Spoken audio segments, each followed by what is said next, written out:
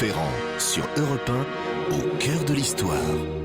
Comme chaque jour, Franck Ferrand nous propose de laisser de côté nos certitudes pour essayer de comprendre, sans préjugés, sans a priori, un grand moment du passé. Bonjour Franck. Bonjour Caroline, bonjour à tous. Des préjugés, des a priori, on en a beaucoup véhiculé, vous savez, sur le grand sujet d'aujourd'hui, le procès intenté à Galilée devant le tribunal du Saint-Office à Rome au premier tiers du XVIIe siècle. Galilée, c'est ce grand savant condamné pour avoir soutenu la théorie copernicienne selon laquelle la Terre n'était pas le centre de l'univers, mais un astre en rotation sur lui-même et autour du Soleil. Cette condamnation est devenue pour des siècles le symbole d'une science moderne opprimée par l'obscurantisme religieux. Il n'est pas rare de voir Galilée présenté comme un grand astronome, philanthrope, sage, alors que ses juges seraient autant d'ignorants, d'irresponsables, en quelque sorte des gens du Moyen-Âge. Quelque chose me dit que vous avez un autre point de vue. Oui, alors attention Caroline, loin de moi l'idée de défendre une condamnation certes injuste et brutale, mais ce que nous allons voir en effet, c'est que les idées fausses sont légion sur ce sujet. Galilée n'était pas astronome mais physicien, il était moins philanthrope que carriériste et plutôt qu'un sage, c'était un polémiste redoutable. Quant à ses juges, ils étaient en vérité très savants et pas irresponsables, au contraire, ils étaient sans doute trop conscients, beaucoup trop conscients de leurs responsabilités. Je sens que les réactions vont être nombreuses sur le site d'Europe 1. Eh bien, tant mieux, de la discussion naît la lumière.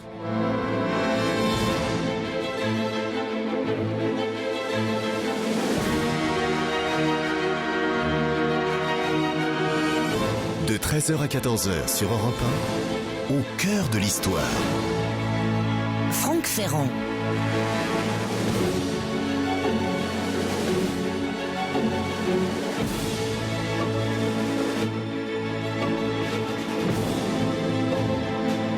C'est que Galilée n'avait pas la formation d'un astronome, c'est un point crucial de notre affaire. Il a 45 ans, cet homme-là, quand il s'intéresse vraiment pour la première fois à ce qui se passe dans le ciel. Jusque-là, il est physicien et enseigne les mathématiques à l'université de Padoue, près de Venise, donc il se consacre avant tout à la théorie. Seulement, il faut bien vivre, il doit nourrir la femme avec laquelle il vit maritalement, il doit nourrir ses 3 enfants, sa belle famille, et donc il cherche à multiplier les revenus annexes. Il donne bien à certains jeunes gens de la noblesse des cours de physique appliquée aux techniques militaires, mais ça va pas très loin. Il lui faut plus et mieux. Alors, au rez-de-chaussée de son logis, il a installé une sorte de boutique dans laquelle il vend toutes sortes d'instruments scientifiques fabriqués par un artisan de grand talent qui s'appelle Mazzoleni et qui travaille sur les plans et les dessins du maître, naturellement. Or, au début de l'été 1609, alors qu'il est allé se rafraîchir un peu à Venise, Galilée apprend qu'un artisan flamand vient de fabriquer un appareil optique, une lunette, qui permettrait de voir des objets éloignés comme s'ils étaient 2, 3, 4 fois plus proches. Ça lui donne des idées. Il se met au travail et avec le concours très efficace de Mazzoleni, il met au point en 1610 sa propre lunette grossissante, sauf que la sienne ne grossit pas 3 fois, mais 30 fois. Vous imaginez l'enthousiasme des stratèges de la Sérénissime République qui, du coup, lui double ses appointements.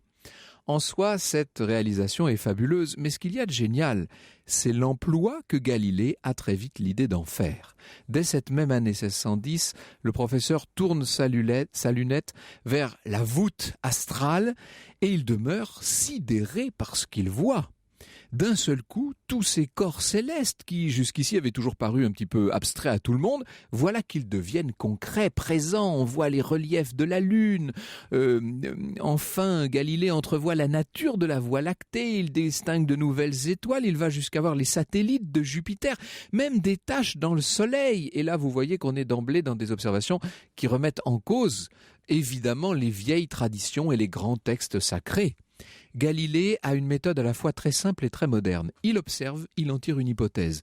Il met cette hypothèse à l'épreuve et tire des conclusions objectives qui confirment ou qui infirment l'hypothèse. À nous qui baignons dans un monde scientifique, ça paraît presque banal, mais à l'époque où l'écriture sainte est considérée comme la première source de vérité et l'avis des anciens, c'est-à-dire des grands savants de l'Antiquité comme lui-même quasiment texte sacré, je vous assure que cette observation libre de la nature est tout simplement révolutionnaire. Le plus important peut-être concernant Galilée, c'est qu'il rompt purement et simplement avec l'approche littéraire des sciences. Je vous ai dit qu'il était lui-même mathématicien. Il a compris le premier que la réalité matérielle du monde ne devait pas être appréhendée avec des mots et des phrases, mais avec des chiffres et des équations. Ça, c'est un des grands basculements de la pensée occidentale et incontestablement, c'est à des hommes comme Galilée qu'on le doit. Alors peut-être faut-il que je vous dise un peu d'où il vient, ce Galilée, comment il en est arrivé là. Il est né le 15 février 1564 à Pise, mais dans une famille florentine, et qui d'ailleurs rentre à Florence alors que le petit Galiléo n'a que 10 ans. Le père Vincenzo est officiellement joueur de luth, mais il s'adonne surtout au négoce, parce qu'il faut bien vivre. Galiléo retourne à Pise faire des études de médecine. Seulement, la médecine, on ne peut pas dire que ça lui plaise tellement. Plus exactement, ça ne correspond pas à sa vocation, car le jeune Galilée nourrit plutôt une grande passion pour l'univers physique. Ce qui l'entoure, et notamment ce qui est en mouvement, ça le fascine. C'est dans la cathédrale de Pise qu'il a sa première grande intuition scientifique en observant des lampes en suspension qui se balancent entre les piliers. Il les regarde, ces lampes, et il constate que quelle que soit l'ampleur du mouvement, quelle que soit la taille et donc probablement la masse du pendule, les périodes sont de même durée, elles sont à peu près d'une seconde. Le jeune Galilée vient tout simplement de constater le phénomène d'isochronisme des oscillations. Plus tard, il va se consacrer longuement au mouvement des corps physiques dans le vide et sur des plans inclinés, et il sera le premier à établir la loi de la chute des corps. À partir de 1592, donc, c'est là qu'il s'installe à Padoue, qu'il met au point toutes sortes d'instruments, notamment des thermomètres, des compas de visée, un instrument qu'il commercialise aux grandes dames de ses confrères. On peut dire que déjà Galilée, à cette époque, suscite des jalousies. C'est un homme déjà très connu et reconnu, quand, en 1610 donc, il commence, grâce à la fameuse lunette, ses observations sur le cosmos. Il en tire très vite un petit ouvrage, Le Messager des étoiles, qu'il dédie au grand-duc de Toscane avec l'espoir de pouvoir rentrer à Florence le plus vite possible. Or, plus il observe le ciel, et plus il se convainc, Galilée, de la véracité des théories de Copernic sur l'héliocentrisme, c'est-à-dire sur le fait que le Soleil se trouve au centre de l'univers. On dit l'univers parce qu'à l'époque, on ne sait pas encore qu'il existe d'autres galaxies. Ces travaux sont donc vieux de plusieurs décennies, et tous les spécialistes les connaissent naturellement, ils les utilisent déjà, il faut bien le dire ça. Seulement ils n'en font pas état publiquement pour ne pas froisser l'église, tout simplement. Le grand astronome de l'époque, Kepler, qui vient de confirmer la justesse du système copernicien et de le raffiner en établissant la nature elliptique des révolutions planétaires, eh bien Kepler estime que toutes ces recherches de pointe n'ont pas à être divulguées dans le grand public. C'est sans doute, replacée dans le contexte de l'époque, une attitude assez sage puisqu'elle n'entrave pas le progrès de la recherche tout en préservant l'équilibre mental d'une société qui est déjà déstabilisée à cette époque par toutes sortes de remises en cause. On est dans les suites immédiates de la Renaissance, de toutes les grandes découvertes, etc. Galilée, lui, va opter pour l'attitude opposée. Sans être astronome et tout en se trompant sur certaines réalités, par exemple, il cherchera à démontrer le mouvement de la Terre par le phénomène des marées, qui n'a rien à voir avec ça, Galilée va clamer haut et fort, et qui plus est dans des ouvrages en italien et non pas en latin, c'est-à-dire des ouvrages très accessibles, il va clamer la vérité, la véracité des thèses de Copernic. Or, qu'on le veuille ou non, ces théories sont contraires à la lettre de l'écriture sainte, et ça, forcément, ça gêne un certain nombre d'ecclésiastiques. Je vous signale tout de même qu'au départ, les relations de Galilée avec la hiérarchie catholique étaient tout à fait excellentes. Alors, que s'est-il passé ? Eh bien, c'est ce que nous allons voir.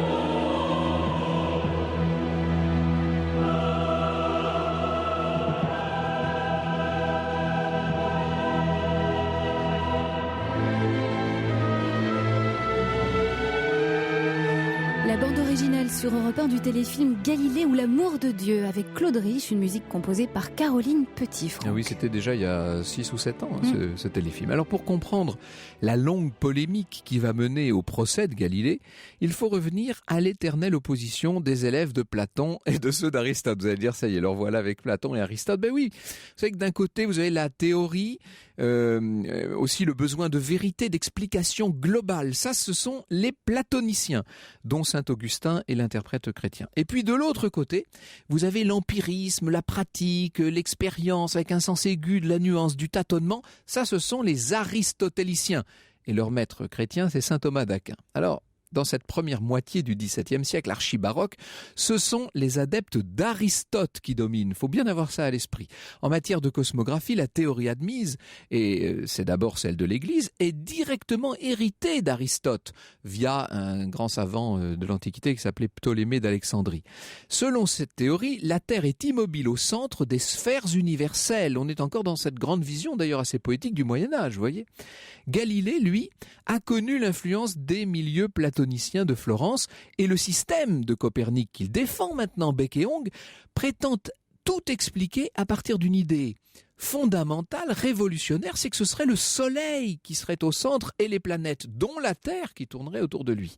L'erreur de Galilée, son péché, si j'ose dire, ça va être de se croire assez fort socialement et intellectuellement pour se faire le porte-enseigne public de cette approche platonicienne fondée sur des calculs théoriques. Il faut dire qu'il a une certaine renommée, bien sûr, Galilée à l'époque, qu'il a obtenu depuis longtemps la protection des Médicis, qu'il a lui ont renouvelé depuis son retour à Florence, qu'il bénéficie dans la hiérarchie catholique de hautes relations, notamment avec le cardinal Barberini, qui est très intéressé par ses observations. Quand même, en 1615, le cardinal Bellarmine convoque Galilée à Rome. Et ça n'est pas anodin, parce que Bellarmine, c'est le cardinal qui préside le Saint-Office, autant dire le tribunal ecclésiastique qui, au Vatican, est chargé de lutter contre l'hérésie. Là, ça commence à sentir le soufre d'ores et déjà. Les échanges restent polis et même respectueux. Les livres de Galilée ne sont pas mis à l'index des livres interdits.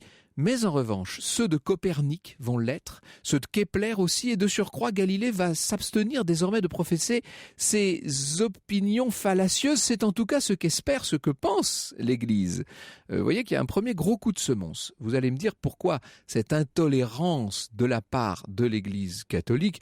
Je ne vais pas entrer dans un débat de théologiens, mais sachez tout de même que la théorie de Copernic entre en contradiction avec certains passages des Écritures. Par exemple, il est écrit dans la Bible que Josué arrête le soleil dans le milieu du ciel. Vous voyez bien qu'à partir du moment où vous dites que le soleil est au cœur et qu'il ne bouge pas, c'est un problème si on fait une lecture en tout cas littérale de la Bible. Or, et c'est le plus important, l'époque n'est pas au relâchement. Pourquoi ? Eh bien parce qu'entre la parution du livre de Copernic et la publicité que Galilée lui donne, il y a eu le fameux concile de Trente, au cours duquel les évêques ont décidé de répliquer à Luther, à Calvin, au protestantisme qui est en train de gagner peu à peu l'Europe. L'Église catholique essaie de reprendre la chrétienté en main. On appelle ça la contre-réforme. Et le moins qu'on puisse dire, c'est qu'en oubliant ce contexte-là, Galilée a commis une très grave erreur. Franck Ferrand sur Europe 1, au cœur de l'histoire. Au cœur de l'histoire de Galilée, Franck. Ah oui, Galilée, qui est devenu une sorte de symbole de l'oppression de la science par l'Église. On va voir ce qu'il faut penser de tout ça.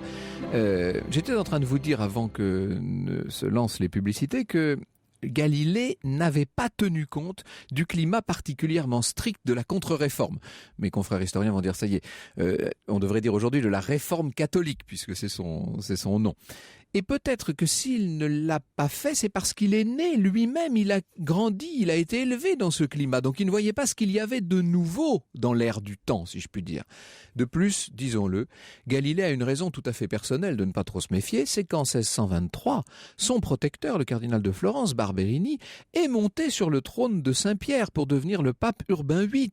Et aussitôt, Galilée lui a dédié un nouvel ouvrage qui traitait des comètes, et il a été reçu à Rome par le pape. Et le pape l'a traité, pas tout à fait en ami, le pape n'a pas d'amis, mais enfin il l'a très bien traité. En tout cas, il l'a reçu 6 fois en 6 semaines, vous voyez, donc Galilée se dit, finalement je suis protégé. Et il va tellement se sentir protégé par le pape qu'il se sent du même coup libéré de ce serment verbal qu'il avait fait en 1615 au cardinal Bellarmine, rappelez-vous.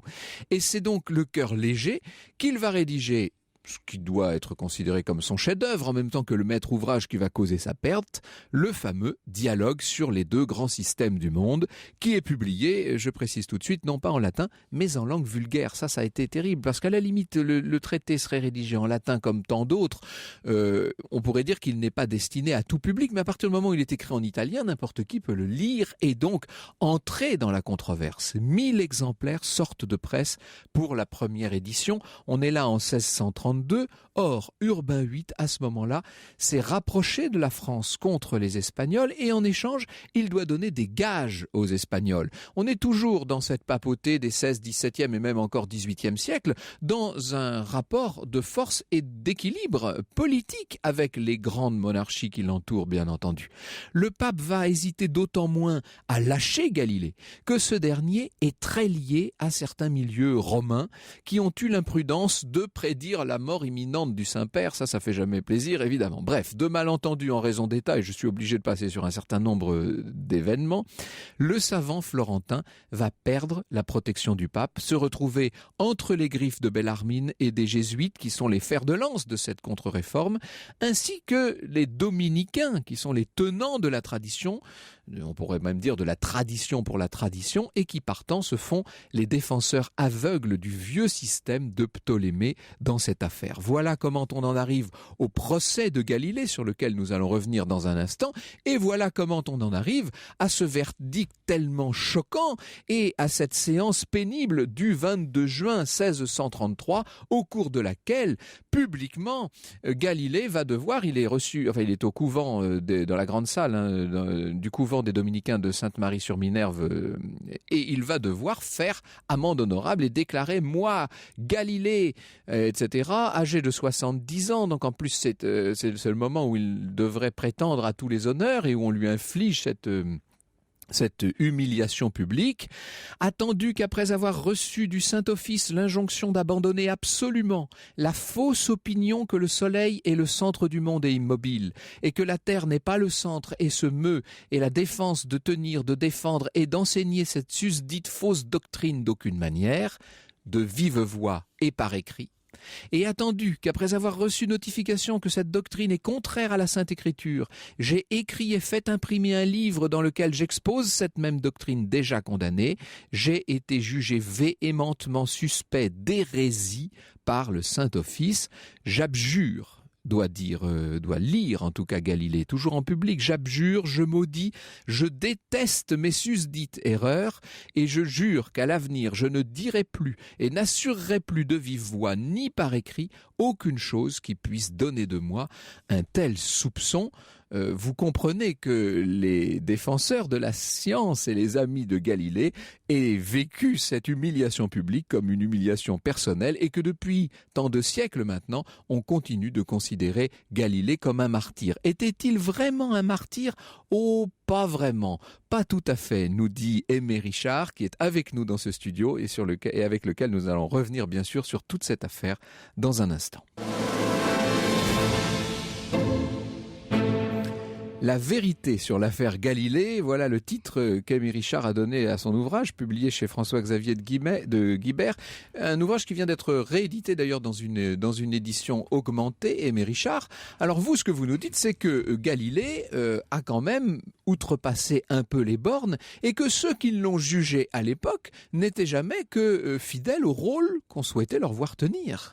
Sans aucun doute, Galilée...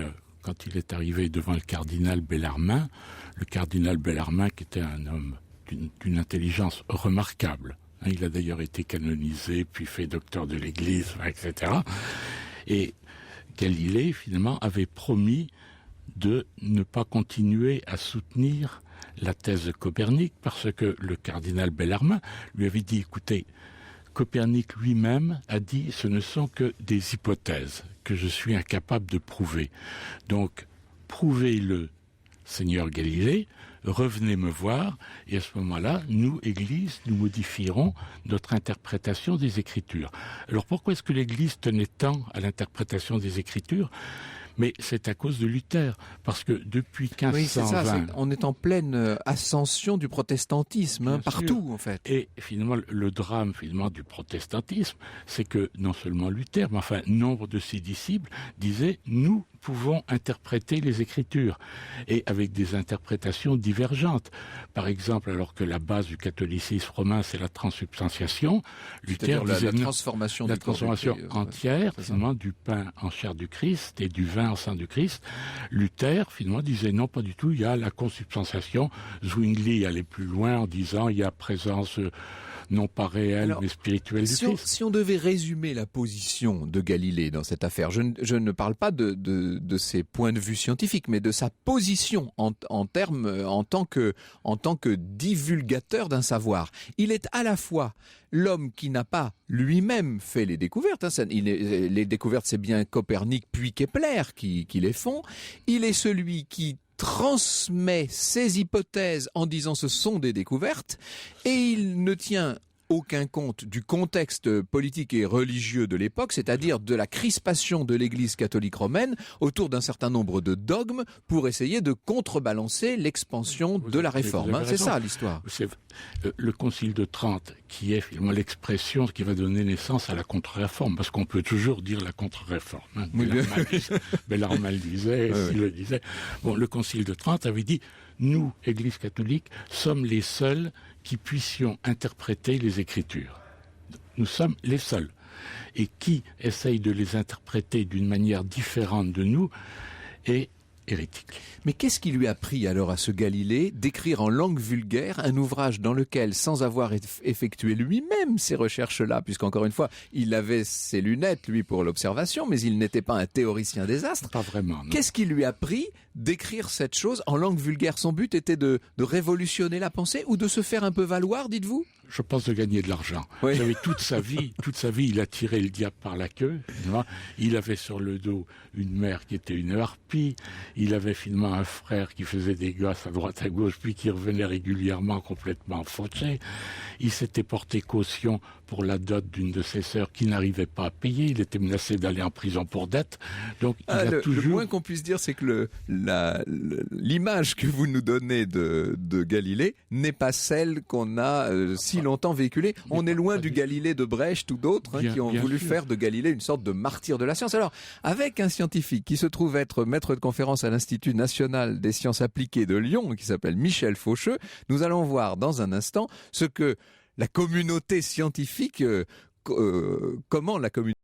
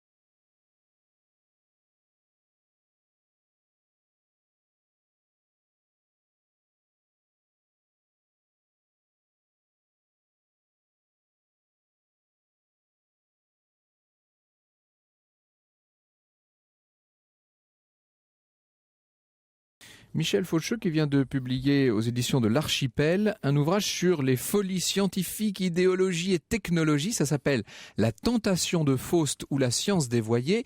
Et à la fin de cette émission, j'aimerais que vous nous donniez d'ailleurs le fond de votre propos, parce que évidemment l'ouvrage en question ne porte pas sur Galilée. Mais ce qui m'a amusé, c'est que Galilée, évidemment, comme emblème, figure parmi les toutes premières figures que vous convoquez dans ce livre. On a dès les premières pages.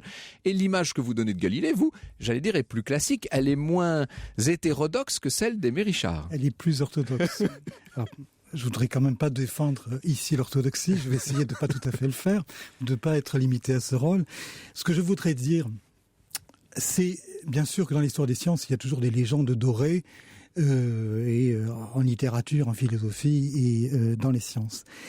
Et je ferai à la limite une distinction, comme l'aurait faite Gustave Lançon dans le domaine littéraire, qui consisterait à séparer l'homme et l'œuvre. Ce que je veux dire, c'est que du point de vue de l'histoire des idées, il n'en demeure pas moins que l'apport de Galilée apporte une révolution, non pas simplement scientifique, mais je dirais même culturelle, intellectuelle, qui conduit à quoi ? Eh bien, à décentrer notre rapport au monde. La Terre n'est plus le centre du monde. Elle est une planète qui tourne autour du Soleil. Et ceci apporte intellectuellement dans les sciences, mais aussi dans les arts, au XVIe, au XVIIe et plus tard, un décentrement intellectuel dont nous sommes les héritiers. Il y a une sorte de Donc séisme. on peut dire que Galilée est bien celui qui en tout cas incarne, même si après quand on entre dans le détail de sa biographie c'est plus complexe, mais il incarne et il reste aujourd'hui pour nous le symbole de celui par qui la vérité scientifique progresse en fait, c'est ça ? Voilà, le symbole à la fois d'une autonomie de la science, qui se conquiert contre l'Église, et puis aussi quelque chose qui me tient à cœur, cette mise en avant, même si elle est implicite, de la question de la technique. Parce qu'en définitive, ce qui va permettre de faire œuvre de science, c'est un instrument technique qui est le télescope, qui permet de voir l'invisible. Et la science va désormais intégrer la dimension technique dans son exercice. Et voilà quelque chose qui est neuf, parce que précisément, la science va nous livrer une image du monde mathématisée, comme vous le disiez tout à l'heure, qui ne correspond plus à l'image que nous traditionnelle, oui, sens. c'est ça, bien sûr. Voilà, Mais oui. Voilà une intense révolution. Alors vous venez de me faire passer, Aimé Richard, une lettre du cardinal archevêque de Lyon, Primat des Gaules, à propos de votre ouvrage. Nous reparlerons, si vous voulez, à la toute fin de cette émission, de la position actuelle de l'Église catholique vis-à-vis de Galilée. Le moins qu'on puisse dire, c'est que les récents papes ont mis beaucoup d'eau dans leur vin. Mais avant cela, j'aimerais que vous nous parliez des juges de Galilée. Je parle bien de ceux du deuxième procès. C'est-à-dire que vous nous dites Galilée n'était pas tout à fait blanc comme neige dans cette affaire, et vous nous dites aussi, ces juges qu'on nous présente comme d'affreux personnages depuis tant de siècles, ils avaient leur logique et c'était aussi des savants. Mais vous avez raison. Mais déjà en 1616, le premier procès de Oui, Galilée, déjà, oui. finalement, Bellarmin avait demandé l'avis du grand astronome de l'époque qui était Tycho Brahe. Tycho Brahe est à 10 coudées finalement au-dessus de Galilée. Bon, or Tycho Brahe avait dit oui, le système géocentriste finalement est valable. Et lui, il avait mis au point un système qui tenait parfaitement la route, qui consistait à dire tourne autour de la Terre, la Lune et le Soleil, mais toutes les planètes tournent autour du Soleil. Et avec son système, il arrivait à faire ce qu'on a toujours appelé sauver les apparences, c'est-à-dire sortir des tables qui permettaient de prédire la position de telle ou telle planète. D'ailleurs, il n'empêche que du point de vue de notre pensée moderne, ces espèces d'accommodements avec la réalité ou avec ce qu'on peut appréhender du réel sont quand même pour le moins discutables. Mais il faut se remettre dans l'état d'esprit de l'époque, c'est ça qui est important. Vous savez, Einstein disait, laissez-moi une semaine et je vais vous démontrer finalement que toutes les planètes, y compris le Soleil, tournent autour de Mercure. C'est très compliqué et on arrive finalement à faire toutes les projections qu'on veut. Et ce que n'a jamais fait Galilée, c'est de démontrer quoi que ce soit, pas plus que Copernic. Copernic disait, c'est un système que j'ai été pêché chez les Grecs anciens, en particulier les pythagoriciens. Mais je suis bien incapable de le démontrer. Le tribunal du Saint-Office, autant dire l'Inquisition, c'est ce tribunal du Vatican qui était chargé de lutter contre l'hérésie, qui, à l'époque, du point de vue de l'Église catholique, se répandait dans toute l'Europe et dans le monde entier. Ce tribunal du Saint-Office va quand même condamner de façon très ferme Galilée. Alors, ce que vous nous dites, c'est qu'il n'y a pas eu de torture, il n'y a pas eu d'emprisonnement. Rien du tout. Galilée n'a jamais fait un jour de prison de sa vie, il n'a jamais été torturé.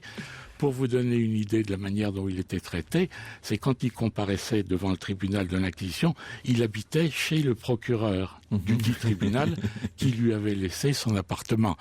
Quand il a été condamné, entre autres choses, il avait été condamné à dire les psaumes de pénitence une fois par semaine. Il a demandé au pape qui lui a accordé que ce soit sa fille religieuse qui les dise pour lui. Donc, ce qui prouve qu'on était entre gens de bonne compagnie et il n'était pas maltraité du tout. Il était par ailleurs très respecté à l'époque. Galilée, très connu, il recevait chez lui des visiteurs extrêmement distingués. On voulait le voir, on voulait lui parler. Et même après sa condamnation... Bien sûr, et on y arrivait parfaitement, puisque après sa condamnation à la prison dite perpétuelle, il a passé 6 mois chez un ami qui était archevêque, et ensuite il a été dans sa villa, où il était remarquablement bien installé. Je vais raconter ça dans un instant. Et quand il arrive chez cet ami archevêque, la population entière de la ville vient l'accueillir aux portes. Donc il y a quand même... Est-ce qu'on peut dire que... Alors ça, vous traitez pas vraiment cet aspect, vous, dans votre essai biographique, mais est-ce qu'on peut dire que Galilée a été un peu le porte-parole d'une population qui aurait aimé qu'on desserre un peu les cadres de pensée? Non, vous ne croyez pas? Non, la population de cette époque était profondément religieuse. Alors d'où vient sa popularité alors? Vous savez, la popularité à l'époque, elle était réservé quand même à une petite classe intellectuelle qui se passionnait pour le débat. Il n'a pas été condamné d'ailleurs parce qu'il avait dit que la Terre était au centre. Il a été condamné parce qu'il n'avait pas respecté ce qu'il avait signé en 1616 au premier procès, où il s'était engagé à ne plus jamais enseigner finalement la théorie du géocentrisme. Or, il l'a fait dans l'ouvrage que vous avez cité tout à l'heure. Au passage, d'ailleurs, il s'est moqué du pape en l'appelant Simplicio, parce qu'il n'a pas plu au pape du tout. C'est-à-dire que le pape s'est reconnu dans le personnage de Simplicio, ce qui n'était peut-être pas sûr. Les dominicains l'ont reconnu et ont fait passer le message au pape. Oui, c'est ça. Voilà. Les dominicains ont toujours plus ou moins fait la police de l'Église, disons-le. C'est-à-dire les dominicains, vous savez, d'abord on les appelle les chiens du Seigneur, dominicanes, c'est ça, ou les chiens noirs et blancs du Seigneur, et c'est eux qui... Bon, ceci étant, il fallait qu'il y ait une politique. Regardez, par exemple, vous n'avez pas eu de guerre de religion en Italie, parce qu'il y avait une acquisition. Vous avez eu des guerres de religion en France et en Allemagne. Finalement. Alors si maintenant nous en venons à défendre l'Inquisition au nom de la paix civile, je sens que je vais avoir beaucoup de réactions au standard. En Espagne, en 3 siècles, il y a eu 300 brûlés. Finalement, c'est ça. En Allemagne, vous allez nous dire que ça fait moins de victimes que les guerres de religion. Oui, ça, la guerre de 30 ans a dû en faire 300 ou 400 000. D'un point de vue purement arithmétique, vous n'avez sans doute pas tort. Aimé Richard, nous vous retrouvons dans un instant avec Michel Faucheux pour parler de Galilée et pour nous poser un certain nombre de questions évidentes, de questions connexes sur la science et sur son statut. Franck Ferrand sur Europe 1.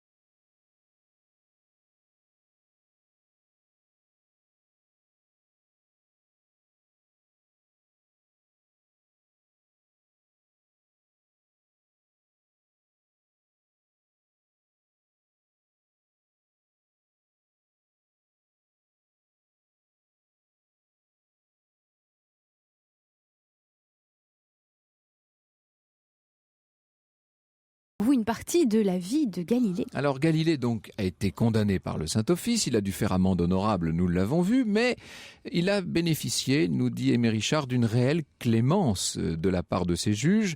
Ni avant le procès, ni pendant, ni après, il n'aura passé une seule nuit en prison.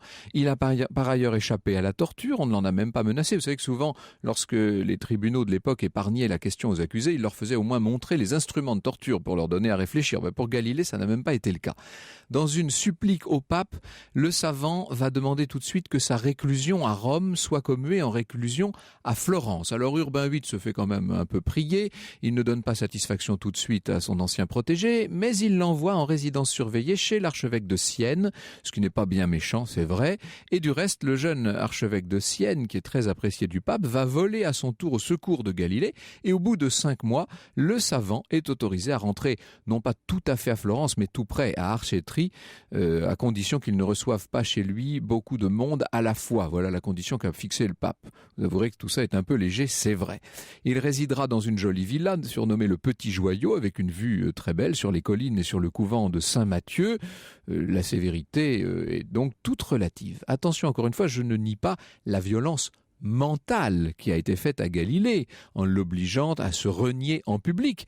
Mais c'est relatif comme violence, surtout lorsqu'on connaît son attitude de provocation ouverte. Nous venons d'en parler. Le retour de Galilée chez lui sera bientôt obscurci par la mort d'une de ses filles, sa préférée, sœur Marie-Céleste.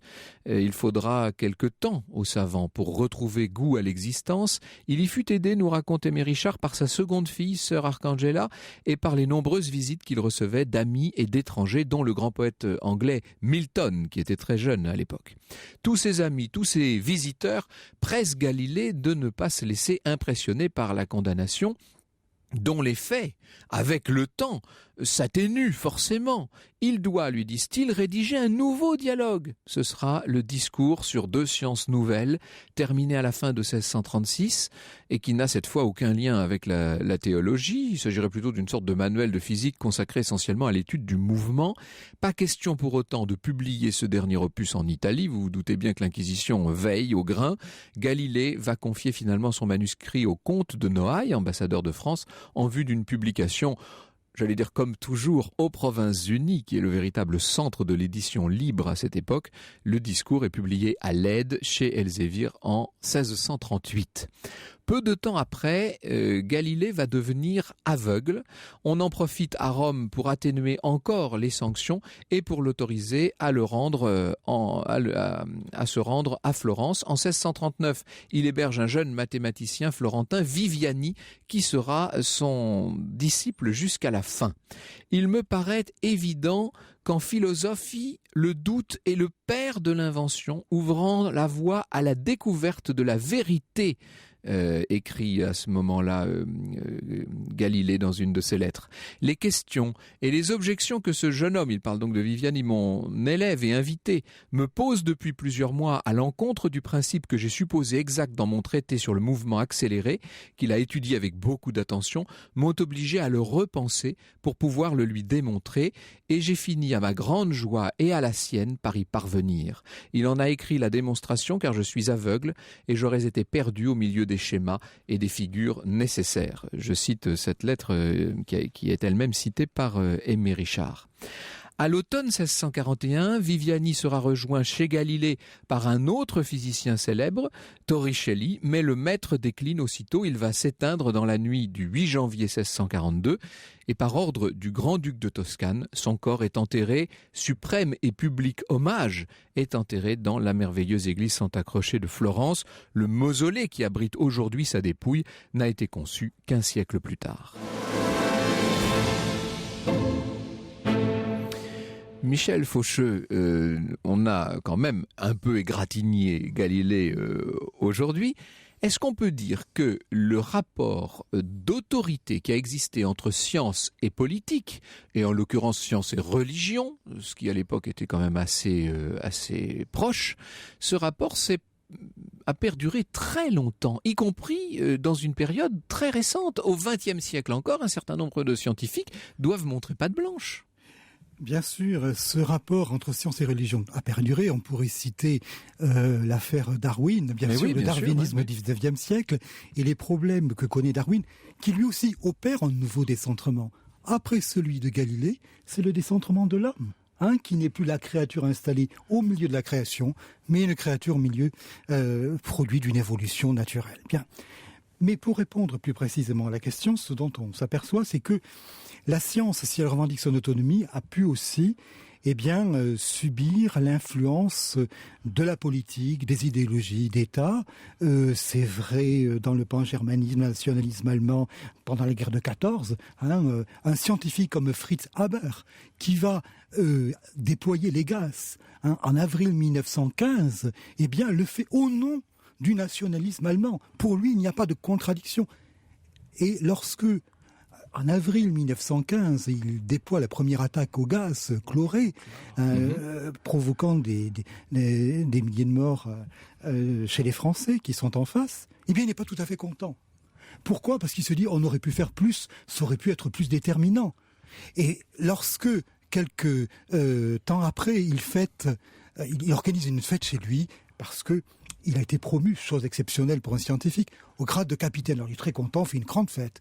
Simplement, son épouse, qui avait peut-être une réflexion éthique un peu supérieure, se suicidera dans le jardin ce jour-là, voyant les dérives, etc. Et puis évidemment... Est-ce que vous nous dites, exactement dans le prolongement de ça, ce que vous dites dans votre ouvrage La tentation de Faust, c'est que la science se laisse peu à peu gagner par la technique et que plutôt que d'une science, c'est-à-dire ça a toujours été plus ou moins le cas, mais ça prend des proportions évidemment d'autant plus grandes que la technique, que la technologie est avancée, et on peut désormais parler d'une technoscience qui quitte les rails du savoir et de la recherche en fait. Oui, là vous allez me permettre d'être un petit peu moins orthodoxe que tout à l'heure. Et vous êtes orthodoxe quand on parle de Galilée, mais moins quand on parle de la science actuelle finalement. Voilà, absolument. Je veux dire, mon hypothèse, c'est que il y a un grand bouleversement qui se fait dans la science au XIXe siècle, ce que je nomme une rupture anthropologique. La science devient technoscience. Elle est toute orientée par la technique. Et loin que la technique alors vise simplement à transformer le monde, elle le réinvente, elle l'invente, elle le conçoit. Eh bien, dans ce bouleversement-là, il faut comprendre que la place de l'homme s'en trouve elle-même modifiée. Et à la suite des exterminations, de la Shoah, où l'homme, au XXe siècle, devient cadavre fabriqué, selon l'expression de Heidegger et d'Hannah Arendt, eh bien on peut se poser la question si toute une évolution de la technique ne se fait pas sur une idée implicite d'une sorte d'obsolescence de l'être humain, comme dira le philosophe Gunther Anders, que la machine permettrait d'améliorer, d'augmenter. Donc comme si l'être humain devenait presque un terrain lui-même d'expérimentation pour aller vers autre chose, vers quelqu'un d'autre. Absolument. Et moi, qui donc est dirigé un département des humanités à mon école, l'INSA de Lyon, précisément, je m'insurge contre cette idée que l'être humain est obsolète, qu'il faut l'orienter, que des philosophies comme le transhumanisme postulent effectivement cette mort de l'homme. Voilà. Science sans conscience n'est que ruine de l'âme. Voilà. Eh bien là, peut-être y a-t-il à repenser cette question éthique et surtout à s'interroger sur ce mécanisme de la technique qui, à bien des égards, nous est invisible. Aimé Richard, dans les dernières années du XXe siècle, l'Église catholique est revenue sur la condamnation de Galilée. Oui. C'est le pape Jean-Paul II qui a ouvert une commission en 1992. Oui. Bon, il n'y a pas grand-chose à en dire. La condamnation de Galilée était parfaitement juste.